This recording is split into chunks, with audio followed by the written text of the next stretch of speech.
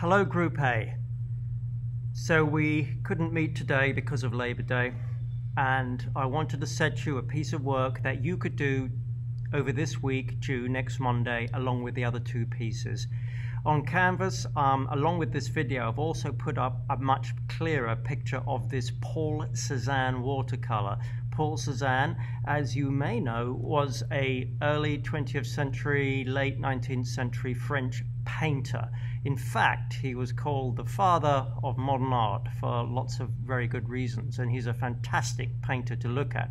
This, in fact, is a watercolor, but the great thing about our paints is we can use them just like a watercolor because, in fact, they are watercolors, really. My phone is going to keep disappearing a bit, but you will have the actual image on your larger screen to look at. What I propose you do is this, and I'm going to put my phone down. On a sheet of your paper, you need to measure 11 inches along the top and bottom by 16 inches on the side. Okay, that's the same size format as the Cezanne painting. Then you're going to make over here on your palette a series of colors, starting once again with the brightest at the top, white, yellow. This time we're going to pull out the yellow ochre, also the burnt sienna, so ochre, sienna, and then your primary red and blue. Then you're going to need your water, and we're going to use the same size brush.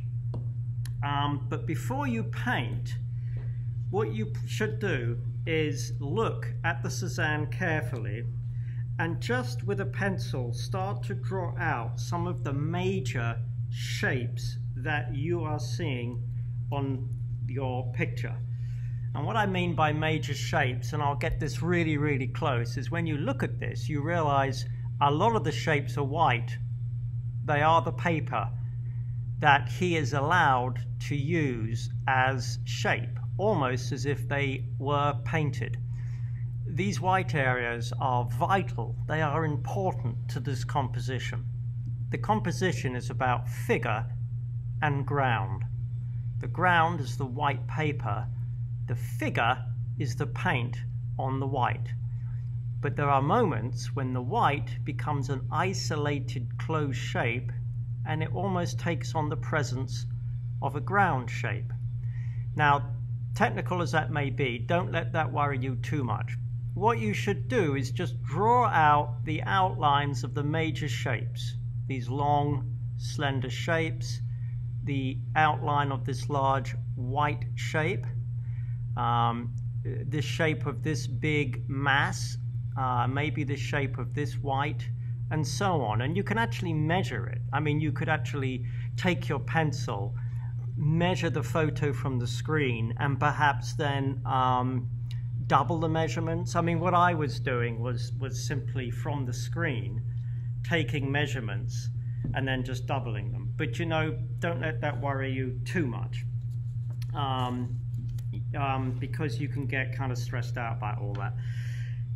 So using this brush, and we're going to use quite a lot of water this time, very thin, and we should put some of this thickener out just so it kind of holds the pigment and water together a little bit.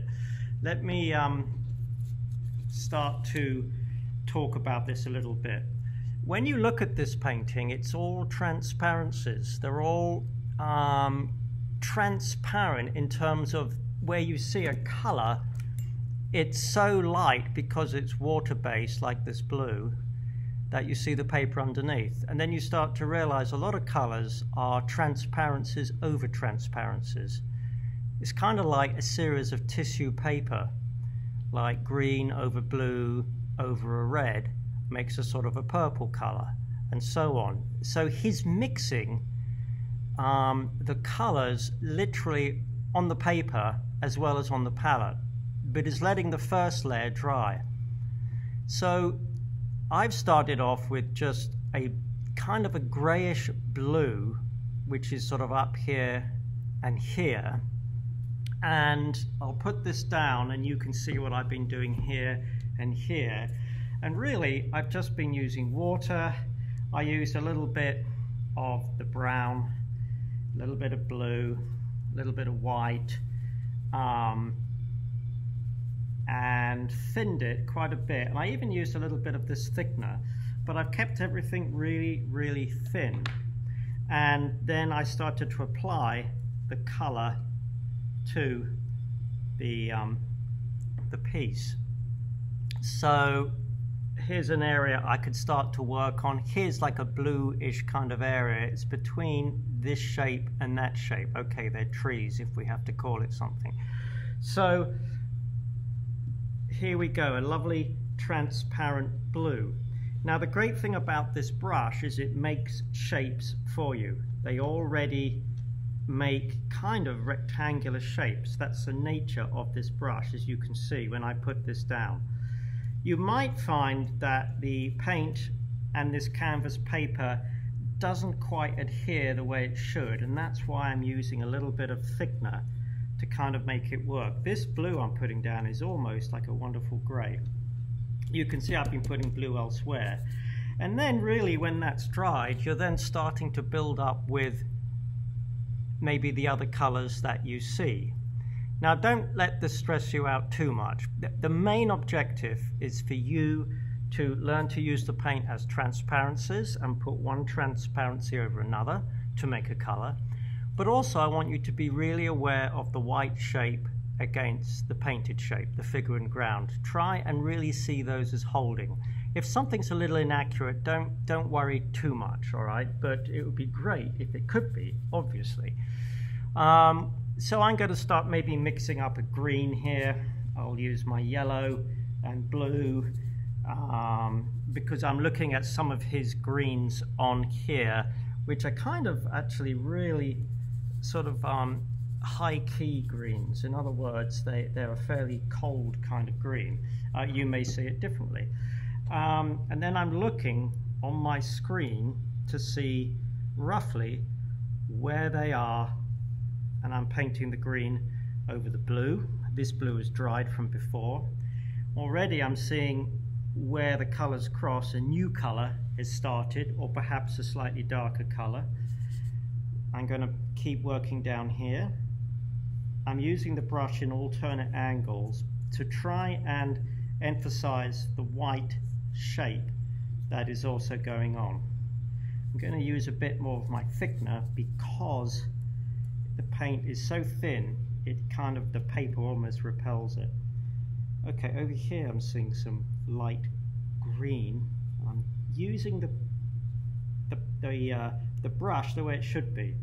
It's a flat shape. I'm not trying to like do this with it. I'm trying to lay the brush on flat to the piece of paper.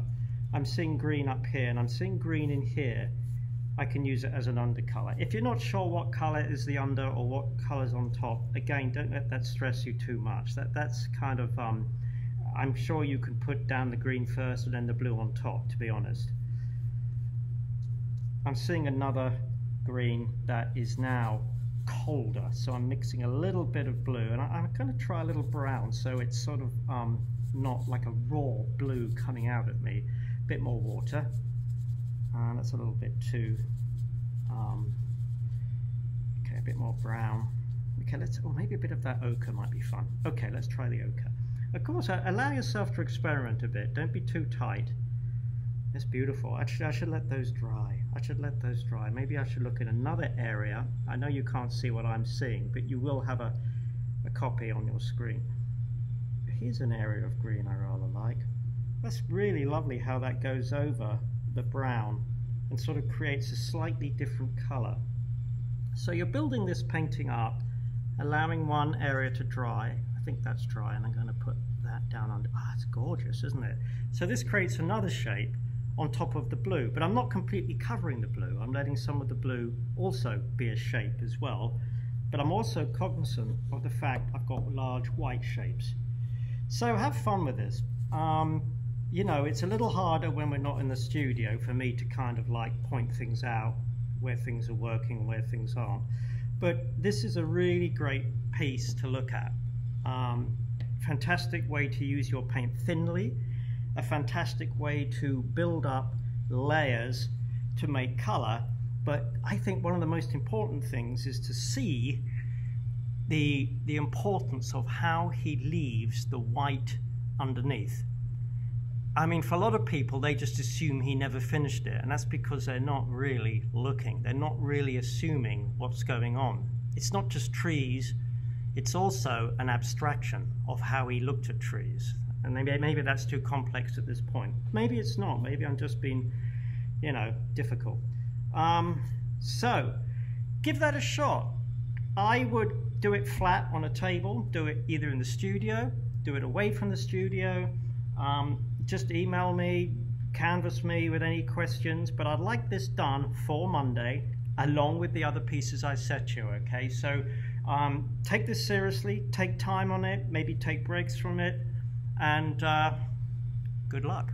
Thank you.